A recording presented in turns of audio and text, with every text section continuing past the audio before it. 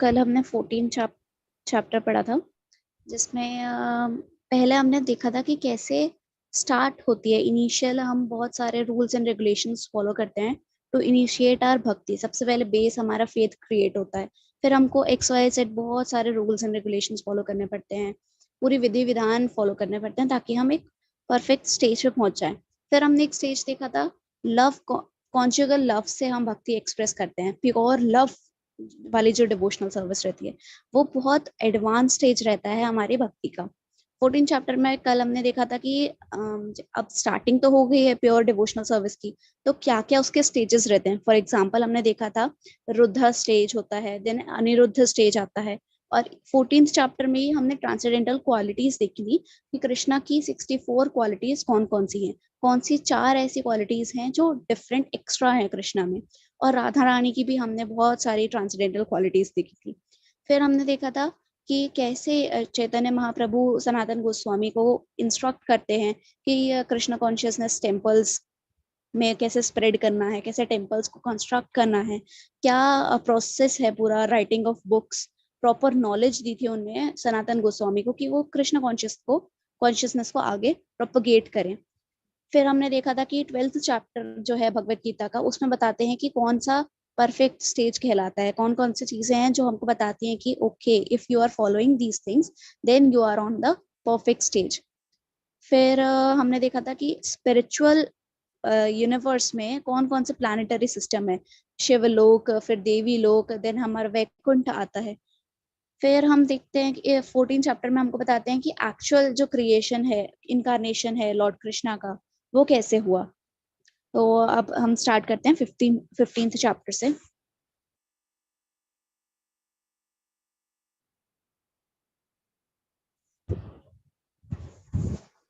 Explanation of Atmaram verse in Srimad Bhagavatam. Lord Chaitanya explained to Sanatan Goswami very famous verse known as Atmaram verse, Srimad Bhagavatam. The general meaning of this verse is that those who are liberated soul and are fully satisfied within themselves will eventually become devotees of the Lord. This specially describes the impersonalists who have no information of the Supreme Personality of Godhead. They try to remain satisfied with the impersonal Brahma. But Krishna is so attractive and so strong that he attracts their mind.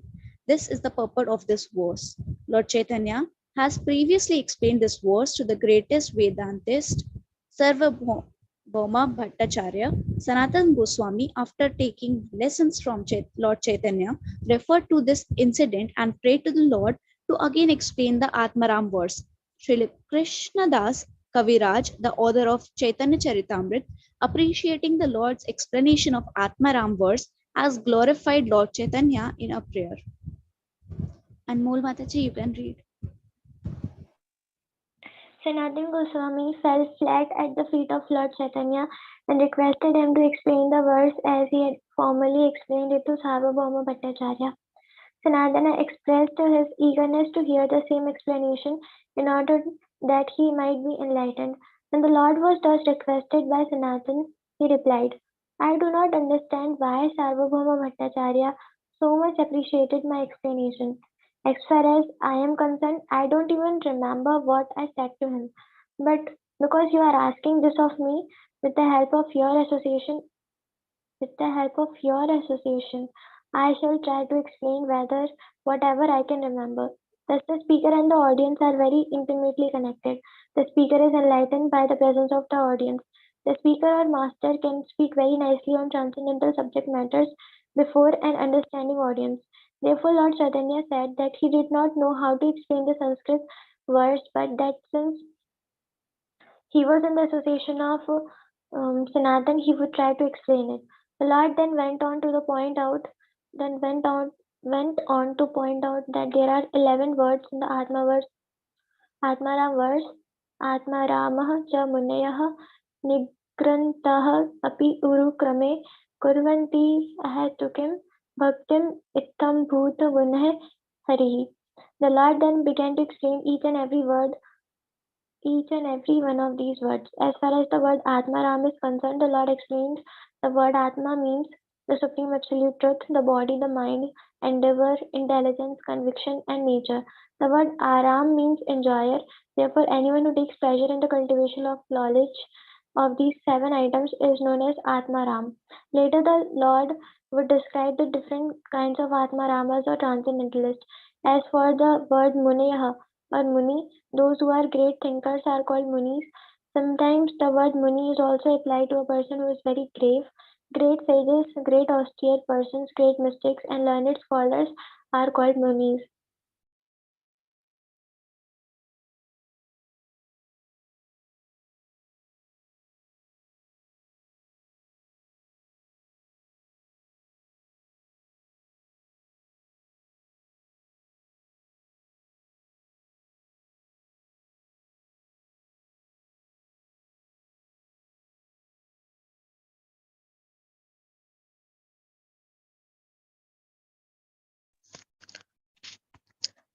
The next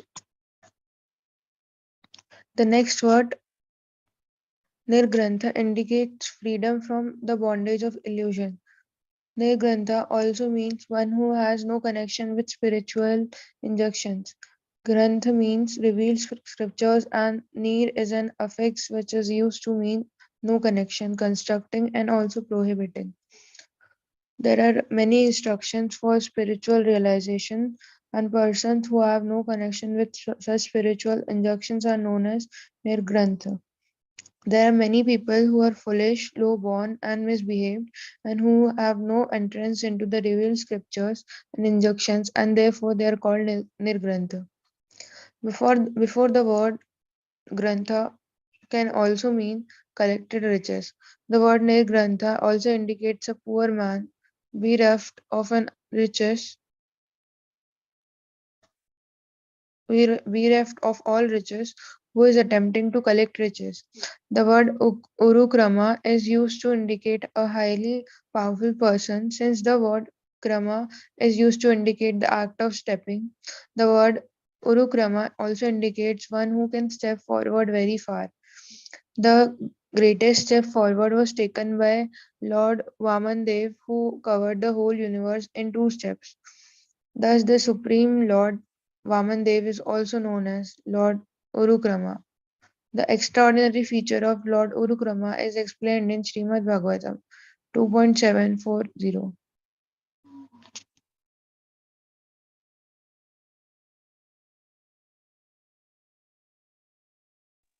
No one can estimate the inconceivable potencies of Lord Vishnu. Even if one could count the number of atomic combinations in this material world, he still could not count the different energies of the Supreme Lord. As Vaman Dev, the Lord was so powerful that simply by stepping forward, he covered the whole universe from Brahmaloka down to Patal Loka. The inconceivable energies of the Lord are spread throughout the creation. He is all pervading, and by his energy, he sustains all planetary systems. Yet, through his pleasure potency, he remains situated in his personal abode known as Goloka. By the expansion of his opulence, he is present in all the Vaikuntha planets as Narayan. By expanding his material energy, he creates innumerable universes with innumerable planets within him. Thus, no one can estimate the wonderful activities of the Supreme Lord, and therefore the Supreme Lord is known as Urukrama, the wonderful actor. In the Vishwa Prakash Dictionary, the word Krama is defined as an expert display of energies, as well as stepping forward very quickly. The word Purvanti means working for others. There is another word similar to this, which is used when one's activities are done for one's personal sense gratification. But the word Purvanti is used when activities are performed for the satisfaction of the Supreme. Thus, in this verse, the word can only indicate the rendering of transcendental services to the Lord. The word Hetu means reason or cause. Generally, people are engaged in transcendental activities for 3 reasons. Some want material happiness, some want mystic perfection, some want liberation from the material bondage. As far as material enjoyment is concerned, there are so many varieties that no one can enumerate them. as far as perfections and mystic powers are concerned, there are 18 as far as types of liberation from material bondage are concerned, there are five. The state of being where all these varieties of enjoyment are conspicuous by their absence is called ahetuki. The ahetuki qualification is specially mentioned because by the ahetuki service of the Lord, one can achieve the favor of the Lord. The word bhakti The word bhakti can be used in 10 different ways. One of these is sadhana bhakti or occupational devotional service. The other 9 are varieties of prema bhakti, love of Godhead. Those who are situated in the neutral position attain perfection up to love of Godhead. Similarly, those who are situated in the relationship of master and servant attain love of Godhead to the stage of attachment. Those who are related in friendship attain love of Godhead to the point of fraternity. Those who are in love of Godhead as his parents are elevated to the point of transcendental emotion. But only those who are related with the Supreme in conjugal love can experience the highest of ecstasies. These are some of the different meanings of the word bhakti. The Lord next explained the different meanings of Vittam Bhuta Guna. Vittam Bhuta indicates full transcendental pleasure, before which even the transcendental pleasure known as Brahmanand becomes like straw. In the Hari Bhakti Sudodaya, a devotee says, Swakshaatkaranaladha विशुद्धाप्ति स्थितस्य मे सुखानि गोष्पदायन्ते ब्रह्माणि अपि जगद्गुरु.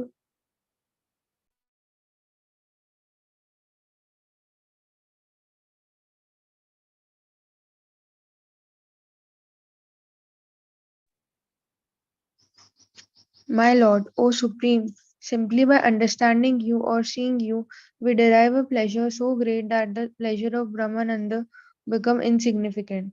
In other words, the pleasure derived by understanding Krishna as he is, or as the all attractive reservoir of all pleasures and the reservoir of all please giving taste with all transcendental qualifications, attracts one to become his devotee. By virtue of such attraction, one can give up fruitive activities and all endeavors for liberation, and can even abandon the intense desire to achieve mystic power through success in yoga. The attractive power of Krishna is so intense that one loses respect for all other means of self realization and simply surrenders unto the Supreme Personality of Godhead.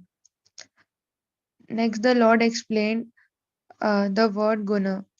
In Atmaram verse, guna indicates the unlimited transcendental qualities of Krishna, primarily those pertaining to his Sachichin Anand form.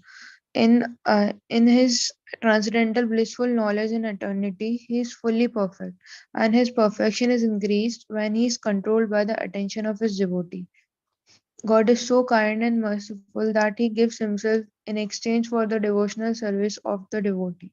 His transcendental qualities are such that his perfect beauty, his perfect reciprocation of love between himself and his devotees, and the fragrance of his transcendental qualities attract different kind of transcendentalist and liberated souls.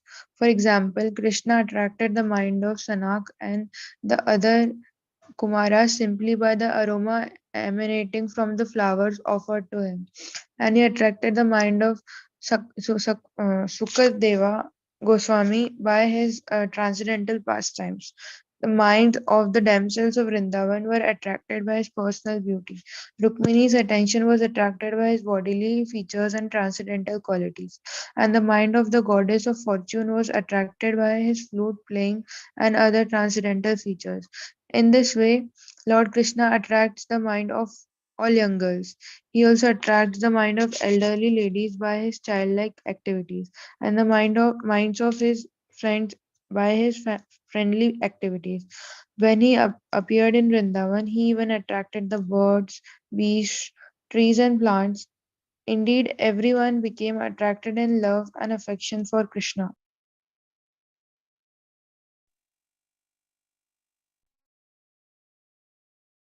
The word Hari has different meanings, of which two are principal. The name Hari indicates that Krishna takes away all inauspicious things from the devotee's life, and that he attracts the mind of the devotee by awarding him transcendental love of Godhead. Krishna is so attractive that anyone who can somehow or other remember him become freed from the four kinds of material miseries. The Lord gives special attention to his devotees and banishes the devotees various sinful activities which are stumbling blocks for the advancement of devotional service. This is called rooting the influence of ignorance. Simply by hearing about him, one develops love for him. That is the gift of the Lord. On one side, he takes away inauspicious things, and on the other side, he awards the most auspicious things. That is the meaning of Hari. When a person is developed in love of Godhead, his body, mind, and everything else are attracted by the transcendental qualities of the Lord. Such is the power. Mataji, please scroll.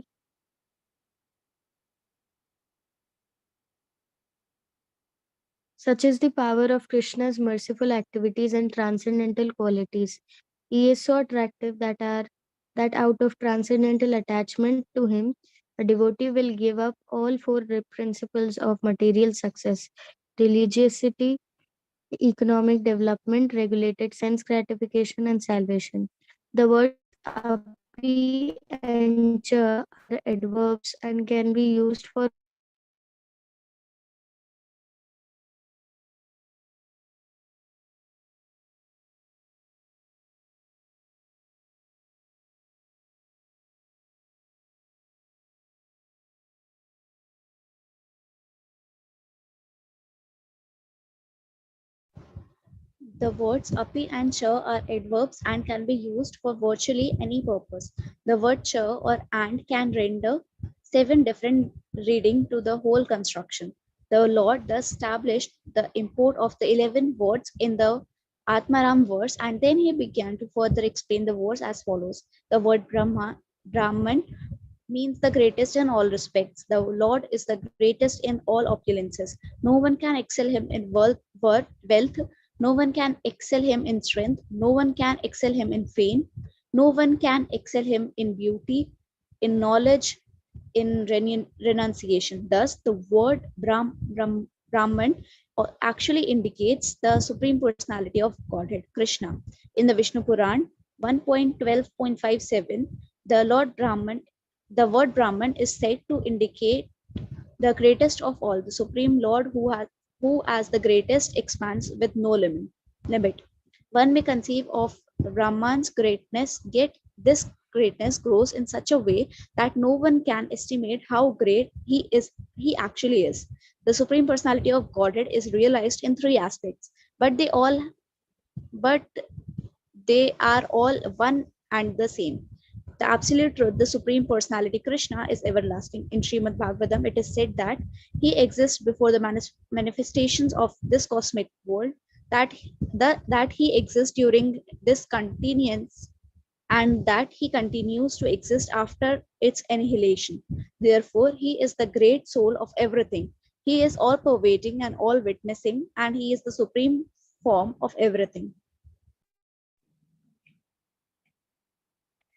There are three different kinds of transcendental processes mentioned in the Vedic literature by which one can understand and achieve that supreme perfection of absolute truth. They are the process of knowledge, the process of mystic yoga, and the process of devotional service. The followers of these three processes realize the absolute truth in three different aspects.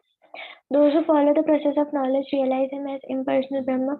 Those who follow the process of yoga realize him as the super soul, localized super soul, and those who follow the process of devotional service realize him as the supreme personality of Godhead, Sri Krishna. In other words, although the word Brahma indicates Krishna and nothing else, still according to the process that is followed, the Lord is realized in three different aspects. As far as devotional service is concerned, there are two divisions. In the beginning, there is Vidhi Bhakti, or a devotional service with regulative principles. In the higher stage, there is Raga Bhakti, or devotional service in pure love. The Supreme Personality of Godhead is the absolute truth, but he is manifested by the expansions of his different energies also. Those who follow the regulative principles of devotional service ultimately attain to the Vaikuntha planets in the spiritual world. But one who follows the principle of love in devotional service attains to the supreme abode, the highest planet in the spiritual world, known as Krishna Lok or Golok Vrindavan. Transcendentalists can also be divided into three categories. The word akama refers to one who does not have any material desires. Mokshakam refers to one who seeks liberation from material miseries, and Sarvakam refers to one who wants to enjoy by fulfilling material desires. The most intelligent transcendentalist gives up all the other processes and engages in the devotional service of the Lord, even though he may have many desires through no kind of activity, whether fruitative action or the cultivation of knowledge or the cultivation of mystic yoga. Can a person achieve the highest perfection without adding a tinge of devotional service? Except for devotional service, all transcendental processes are just like nipples on the neck of a goat. The nipples on a goat's neck may be squeezed, but they do not supply milk. Therefore, if one is to derive actual perfection from his process, he must take to the devotional service of Krishna.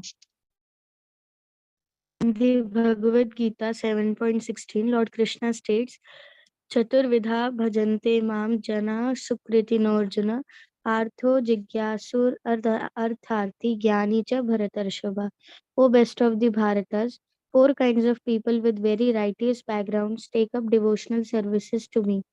They are the distressed, the inquisitive, the seekers of material profit, and the gyanis or wise men.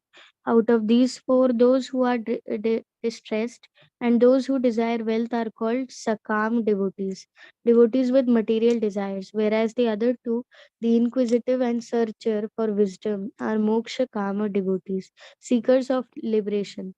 Because they all worship Krishna, they are all considered to be very fortunate. In due course of time, if they give up all desires and become pure devotees of the Supreme Lord, they can be considered most fortunate. Such fortunate beginners can develop only in the association of pure devotees of Lord Krishna. When one associates with pure devotees, he becomes a pure devotee himself. This is confirmed in Srimad Bhagavatam. Satsangan mukta tushsanga हातुं नोस्तहत बुद्धः कीर्तयानां यशो यस्य सकृत्कर्ण्य rochanam. A person who is actually intelligent is able, by the association of pure devotees, to hear descriptions of Lord Krishna and and his activities. These activities are so attractive that one who hears of them do not wish to give up such association with the Lord.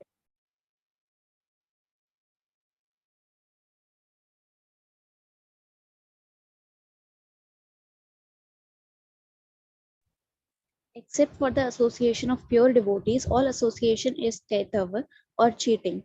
This is confirmed in Srimad Bhagavatam, which states all cheating process which obstruct transcendental realizations are to be thrown off. By Srimad Bhagavatam, one can understand reality as it is, and such understanding helps one transcend the three kinds of material miseries. Srimad Bhagavatam was compiled by the greatest sage Vyasadeva, and it is a work coming out of his mature experience. By understanding Srimad Bhagavatam and rendering devotional service, one can immediately capture the Supreme Lord within his heart. Lord Chaitanya then explained that the word projhita in this Bhagavatam verse refers to the desire for liberation. One great commentator explained that the desire for liberation is the most obstructed stumbling block on the path of God realization. But if one somehow or other comes to the Krishna and begins to hear about him, about him, Krishna is so kind that he awards him his lotus feet as a shelter. Then the devotee or transcendentalist forgets everything and engage in the devotional service of the Lord. When one comes to the Lord in devotional service or in full Krishna consciousness, the reward is the Supreme Himself.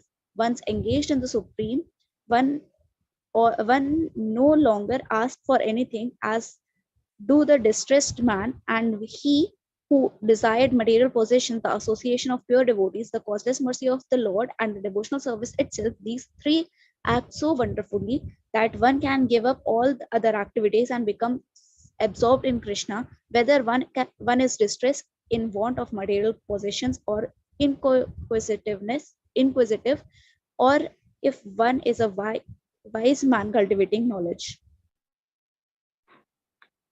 In summary, Krishna is the meaning behind all the words in the Atmaram verse. Up to this point, Lord Chaitanya spoke only of the introduction to the Atmaram verse. Next, he explained its real position. There are two kinds of transcendentalists who cultivate knowledge. One of them worships the impersonal Brahma, and the other desires liberation.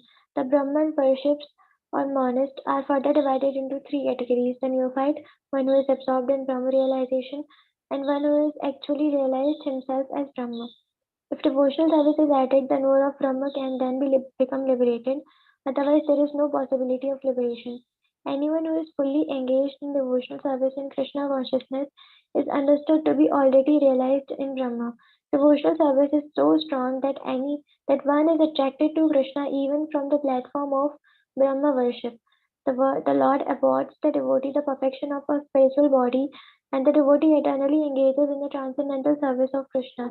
It is when the Lord understands and becomes attracted, it is when the devotee understands and becomes attracted by Krishna's transcendental qualities that he wholeheartedly engages in devotional service. For instance, the four Kumaras and Shukadeva Goswami were liberated from the beginning of their lives. Yet in their later lives, they became attracted to the pastimes of Krishna and then became devotees. Tanak and other Kumars were attracted by the aroma of flowers offered to Krishna and by his transcendental qualities, and thus they engaged in his devotional service. Similarly, the nine mystics mentioned in the 11th canto of Srimad Bhagavatam are understood to have been transcendentalists from birth, but they became devotees of the Lord by virtue of hearing the transcendental qualities of Krishna from Brahma, Lord Shiva, and Narad.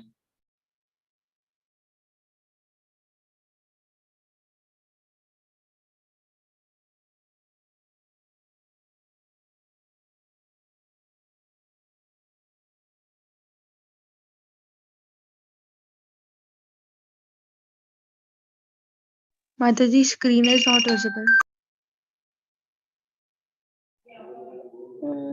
Rejoin करके. Should I read? Yes, Mataji.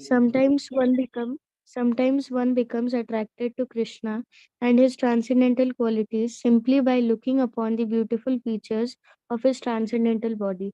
In this case, one abandons the desire for liberation and engage in his devotional service. The devotee repents his loss of time in the so-called cultivation of knowledge and becomes a pure devotee of the Lord. There are two kinds of souls who are liberated even while in material bodies: the soul liberated by devotional service and the soul liberated by the cultivation of knowledge. The liberated soul in devotional service, attracted by the transcendental qualities of Krishna, becomes more and more elevated, whereas those who engage in dry speculation and simply cultivate knowledge without devotion fall on account of their many offenses. This is confirmed in Srimad Bhagavatam, where it is stated,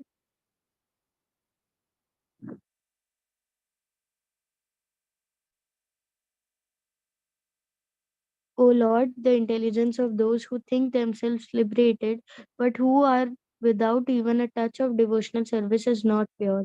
Even though they rise to the highest point of liberation, but dint of severe penances and austerity, they are sure to fall down again into the material existence, for they do not take shelter of at your lotus feet. Lord Krishna confirms this in the Bhagavad Gita.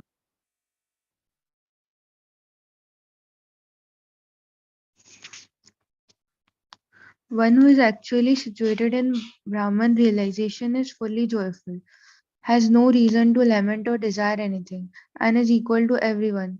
Thus, she is eligible for pure devotional service. This was illustrated by Bilwang, uh, Mangala Thakur, who is, in his later life wrote, I was situated as a monist in order to become one with the Supreme, but somehow or the other I contacted a naughty boy and became his eternal servitor. In other words, those who attain self realization by the execution of devotional service attain a transcendental body, and being attracted to the transcendental qualities of Krishna, engage fully in pure devotional service. Anyone who is not attracted to Krishna is understood to be still under the spell of Maya. But one who is attempting to be liberated by the process of devotional service is actually liberated from this spell. In the 11th canto of Srimad Bhagavatam, there are many instances recorded of devotees who became liberated in this life simply by engaging in devotional service.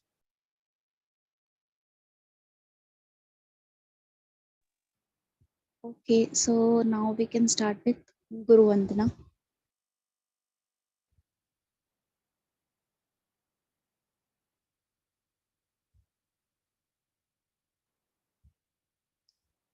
Shri Guru Charana Padma Kevala Bhakti Sadma Bandhu Muhi Savadhana Mate Jahar Prasade Bhar Eva Vaturiya Jai Krishna Prapti Hoye Jaha Hoite Guru Mukha Padma Vakya Chittate Koriya Aikya Arana Kuriyo Mane Asha Shri Guru Charane Rati Aise Uttama Gati Je Prasade Pure Sarvasha चक्षुदान दिलो जय जन्मे जन्मे प्रभु से दिव्य ज्ञान हृदय प्रकाशितो प्रेमा भक्ति जहाँ होते अविद्या विनाशा जाते वेद गाय जहर चरितो श्री गुरु करुणा सिंधु अदम जनर बंधु लोकनाथ लोकेरा जीवन हा हा प्रभु करो दया देह मोहे पद छाया ए बेचाहा जो शुक्र भुवन जय प्रभुपदा प्रभुपदा प्रभुपदा जय प्रभुपदा जय जय प्रभुपाद प्रभुपाद प्रभुपाद जय जय प्रभुपाद जय जय गुरुदेव गुरुदेव Gurudev, Jaya Jaya Gurudev. Thank you so much, Mataji, for joining. Mataji, you can also read the translation. Okay.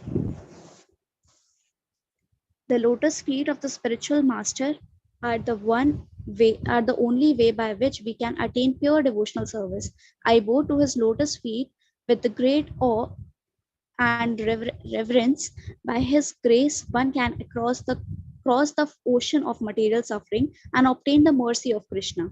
My only wish is to have my consciousness purified by the words emanating from his lotus mouth, attachment to his lotus feet in the perfection that fulfills of all desires. He opens my darkened eyes and fills my heart with transcendental knowledge. He is my Lord birth after birth. From his aesthetic prema emanates by him. Ignorance is destroyed. The Vedic scriptures sing his character. Our spiritual master is the ocean of mercy, the friend of the poor, and the Lord and the master of the devotees. O Master, be merciful unto me. Give me the shade of your lotus feet. Your fame is spread all over the three worlds. We take shelter of your lotus feet. You are friend of all of most fallen. All glories to Srila Prabhupada, all glories to Gurudev. Srila Prabhupada ki jai.